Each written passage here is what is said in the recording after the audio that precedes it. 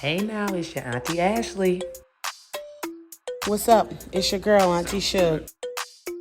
Hey, it's your girl, Auntie Keish. Hey y'all, it's Auntie Amber.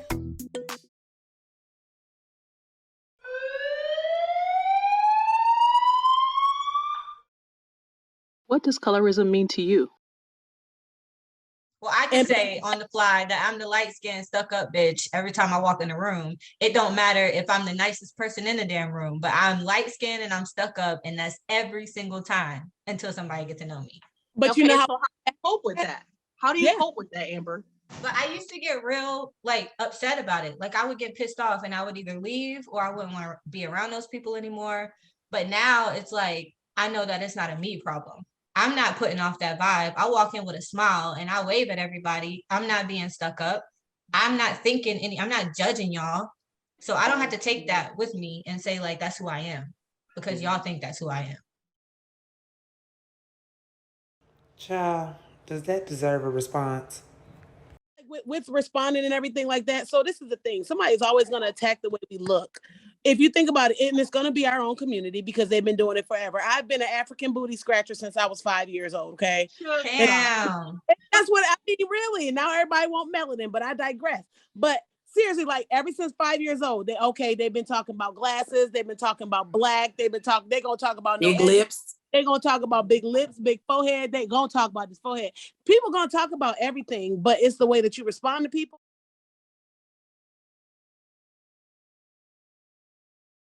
So what I do is I think of what else could it be. The minute I walk in and they say, "Oh, she's too dark," because I've always gotten that. "Oh, you black, or you this, or you're ugly, or you this and that and the third." And it's like, okay, well, she's too this or she's too that. What else could it be? It could be that their parents, their whole life told them that, and that's how they feel about themselves. And when people feel a certain way about themselves, the first thing they want to do is project it on you to take it off. It's weight off of them. It's weight on them that they want to take off of themselves and put it on top of you.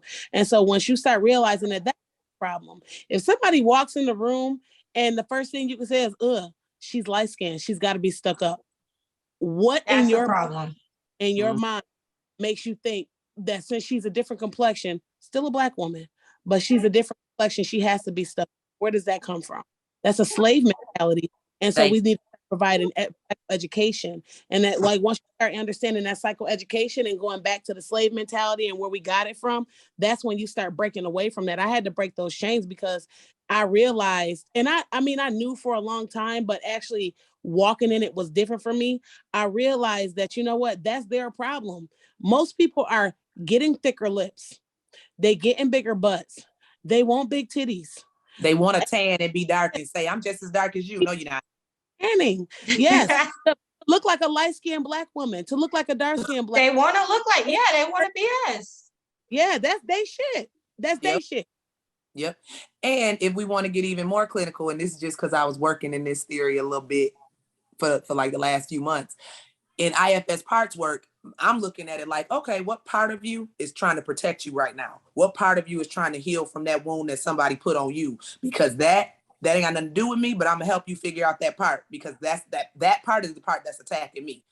That's not who you are. That's a part of you. So which part of you is it? That child part of you that got picked on? Is it that even younger part of you whose parents did not support you enough and uplift you enough? Is it that part of you that was rejected when you started dating in your teens? What part of you is that's mad at me for being me and haven't done a thing to you? Yep. Who hurt you? Who hurt you?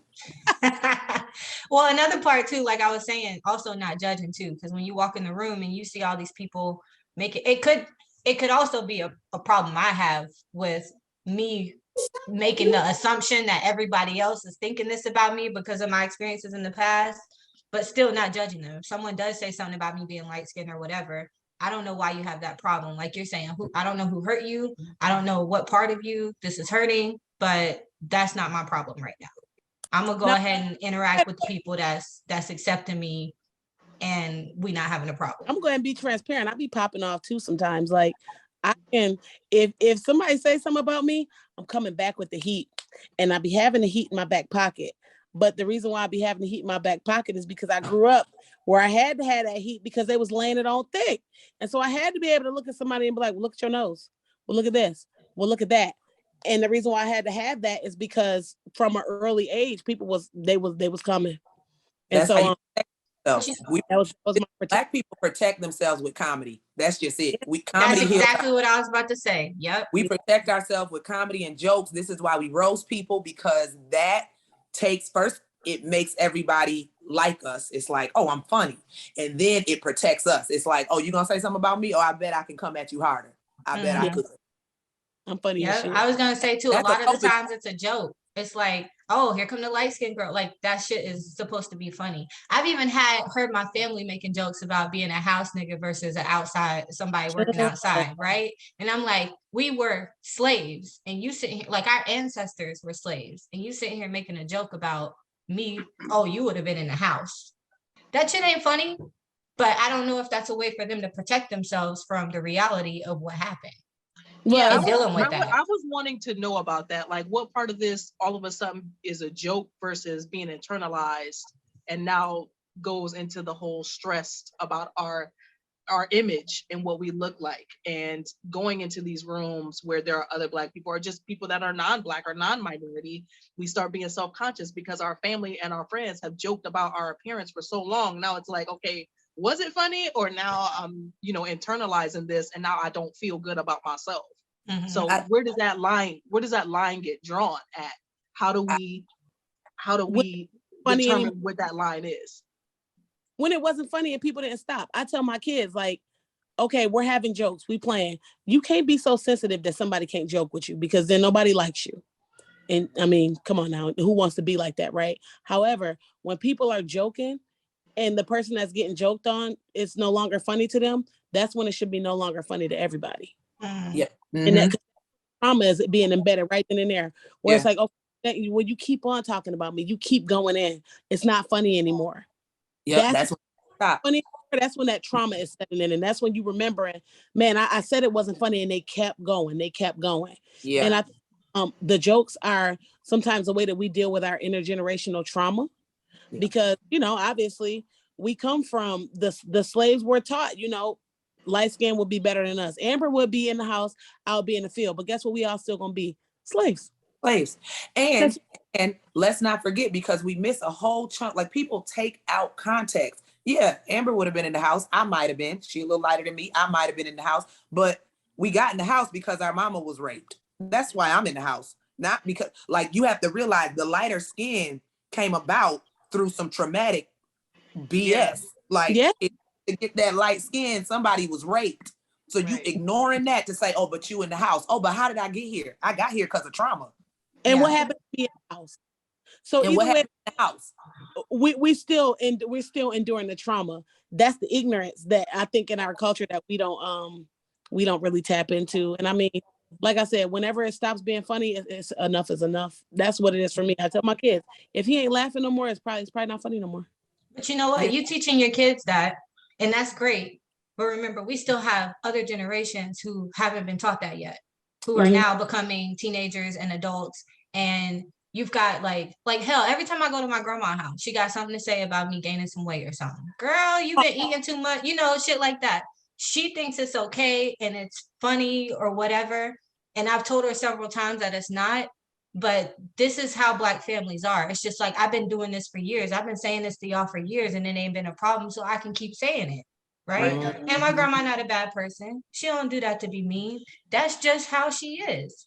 But it's like, when I say something to her, then I expect my mama to say something to her. That's how we change it, is when multiple people are kind of thinking the same way to make a change. But if it's just me fighting for this, like, grandma, you don't need to talk about my weight every time I come home. You don't need to talk about my weight every time I come home. But ain't nobody else saying nothing when she says it to them about their weight, then there's no change. And it makes you draw the question of who protects Black women but ourselves. Like, exactly. Who protects us but ourselves? And we continue to be put in this position where we're often left alone to protect ourselves. And the moment we ask for someone to give us kindness, to give us grace, it's, oh, you sensitive. Or you're the angry Black woman. You angry right now. Angry. Damn right, I'm angry. How am I sensitive setting a boundary? See, I haven't set these boundaries, so it's been a free-for-all, but now that I want to set the boundary, I'm sensitive. No, I'm just tired. It's a difference. I'm tired. I decided that it's up to me to set the boundaries, and it's up to them how they take them. True. That's what I do. True. But then how do you deal with that when someone's not accepting that boundary and they continue to cross it? So like you're setting the boundary, but this person is not responding to it. That's when you got tough decisions. we- Everybody doesn't have to remain in your life just because they always been there. Yeah. And that's not saying with the example you use, Amber, that's not saying, oh, go cut your grandmama off. That's not what that's saying. That's saying, did you say cut your, no, this is saying cut your grandma off. You don't want to. I'm sorry, I ain't gonna cut my grandma off. Come on now. Cut that hoe off. No. Right. Granny, take your ass. Okay, If take it your was 80 an auntie or a cousin or something, yeah. But my grandma, come on, Grandma I can't do that. So that's the thing. It's not, in some cases, if certain people keep crossing your boundaries, you can cut them off. If it's a cousin, a friend, an acquaintance, or whatever. But when it comes, it's very hard when it comes to it being grandma or mom or dad or brother, sister. That's a little bit tougher. Now, for me, it's like it depends. You gotta weigh that level of toxicity for yourself. How toxic is this to me? Because at the end of the day, for preservation of self, you can cut anybody off. It don't matter who it is. Sure. But if you have to weigh it. How much will it hurt me to cut this particular person off? How can I make them understand how I feel about what has been done?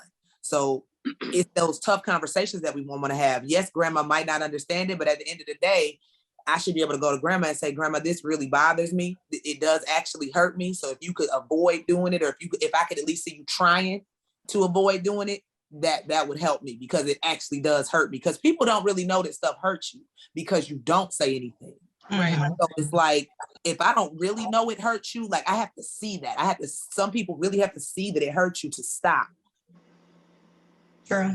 And just be talk about my weight. It's got to be, look, no, this really, really bothers me. Like, I don't think And you can use it, if you want to tie it back to therapy, Amber, you can always use DBT skills, using those interpersonal effectiveness skills from there that you can implement when it comes to setting those boundaries. Because that's what part of DBT skills are about, using those interpersonal effectiveness skills and understanding how to navigate relationships that may not work for you, or that may need a little bit of, correction, or a little bit of, tune up. Was basically what you answering to, and I ain't answering none of that. And remember when Marsai Martin got attacked, and they was talking about, oh, her edges she was getting an award, and people was worried about her hair. And Venus and Serena was getting awards, and they making bazillion dollars, and people was going to be worried about their hair. So people are always going to be worried about the wrong things, right. And that's what we here to check, that bad mental health. Be worried about while they making boss moves.